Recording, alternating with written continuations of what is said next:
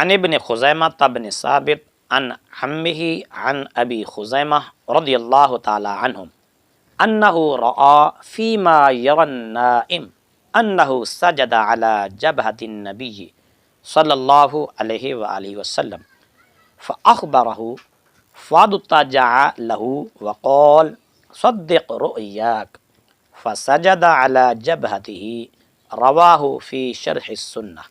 حضرت ابن خزیمہ بن ثابت اپنے چچا ابو خزیمہ رضی اللہ تعالی عنہ سے بیان کرتے ہیں، انہوں نے خواب میں دیکھا کہ اس نے نبی کریم صلی اللہ علیہ وآلہ وسلم کی پیشانی پر سجدہ کیا ہے۔ اس نے آپ صلی اللہ علیہ وآلہ وسلم کو بتایا تو آپ صلی اللہ علیہ وآلہ وسلم اس کی خاطر لیٹ گئے اور فرمایا اپنا خواب سچا کر دکھاؤ۔ اس نے آپ صلی اللہ علیہ وآلہ وسلم کی پیشانی پر سجدہ کیا۔ یہ حدیث شرح السنہ میں روایت کی گئی ہے۔